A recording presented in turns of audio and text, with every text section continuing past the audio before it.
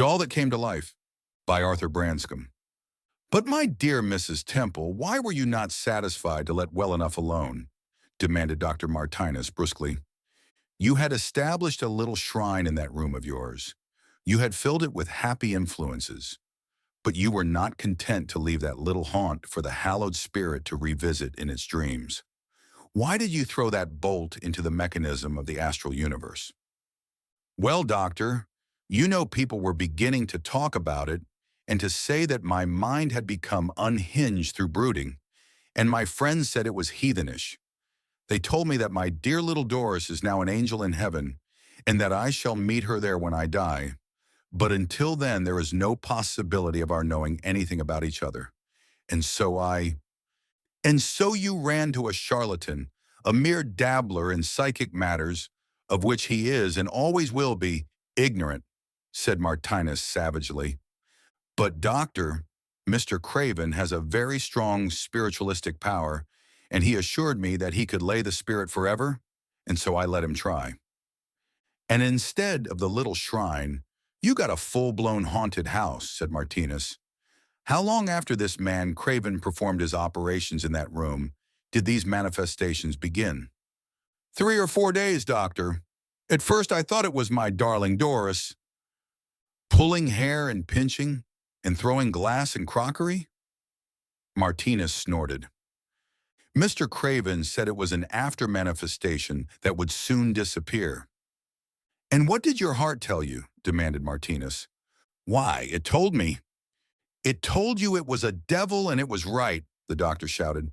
Very well, madam. I'll come and see what I can do. Dr. Martinez turned to me when our visitor had departed. Sometimes when I get a case like this, I almost despair, Branscombe, he said, that Mrs. Temple is the wife of a wealthy mining man, now out west. They have a big house here in New York. Last year they lost their little girl, and she was almost distracted with grief. She did what the natural instinct of nearly every mother bids her do. She collected the child's toys and her favorite doll in the bedroom and turned the place into a little shrine, just as the Japanese do when their loved ones die. And because the act was so simple and so natural, and because nothing that is evil can pierce the armor of a mother's love, she turned that little room into a channel through which the loveliest influences descended to bless that home. You can picture the dreaming soul of the child revisiting its home and finding there everything that it had known, its toys, a mother's love, and the mother who spent a good part of her time there, sewing or doing other domestic duties because, as she expressed herself, it was the happiest room in the house. What happens? The neighbors begin to talk. They say her mind has become unhinged. Then her friends persuade her that it is a heathenish practice, that the dead are cut off forever from the living. So she goes to this man Craven, this quack spiritualist who knows nothing whatever of the real spirit world, and he comes on a visit of inspection. He sees the doll and the toys, and he persuades the mother that the spirit of her child has become earthbound, as he phrases it, and that the mother is wrecking her own happiness by drawing it down from realms of bliss to an earthly environment. As if there could be any greater bliss in heaven than the remembrance of a happy childhood. What does he do? Mumbles some incantation, perfectly efficacious, not because it is a charm, but because of the intent that underlies the words. This faker breaks up the shrine, lays the doll away in a cupboard, turns the bed and the furniture around so that the child shall not recognize the room, and goes away telling the mother that the spirit is laid. That was 6 weeks ago, Branscombe. 3 days after that, the manifestations began. Our friend Craven had turned the shrine into a typical haunted house. I had not been in the room during the beginning of the doctor's conversation with Mrs. Temple. You mean that noises are heard, things are thrown about, and so forth? Yes, all the typical phenomena of the poltergeist, responded Martinez, and that, as Craven insists, these manifestations proceed from the spirit of the child, angry that it has lost its earthly home. Stark nonsense. I remember, I said.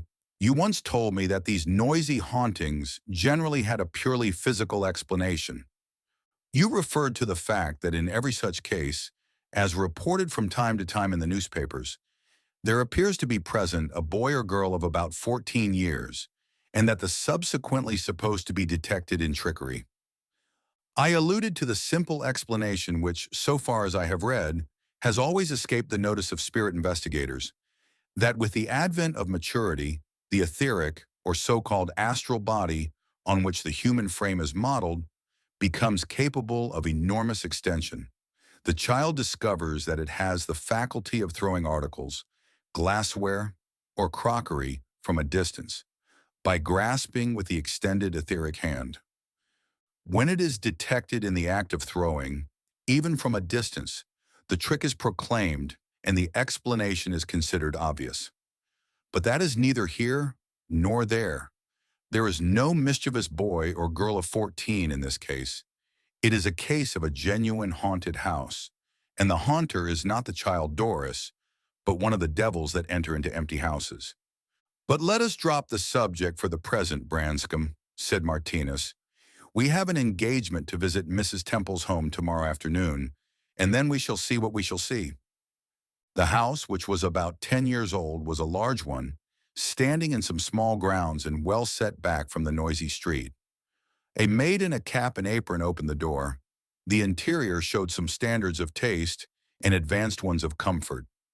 As we entered, we heard a man's high, rather shrill, unpleasant voice in the living room.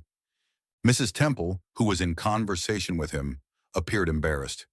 "Dr. Martinez, let me introduce you to Mr. Craven," she said. Martinez, who had not presented to Mrs. Temple in his office, did so now, and I was introduced to Craven in turn. He did not impress me favorably.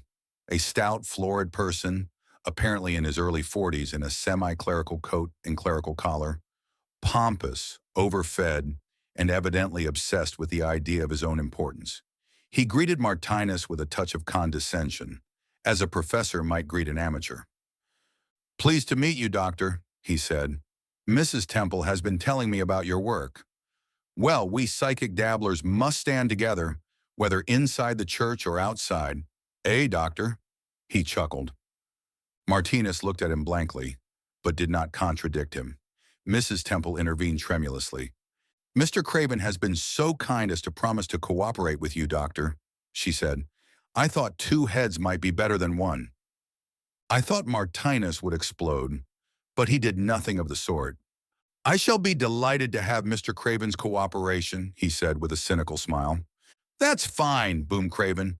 "Nothing small about us researchers, is there, doctor? We can't afford to have any petty jealousies of each other. The subject's too vast." "Yes, as big as the universe," replied the doctor dryly.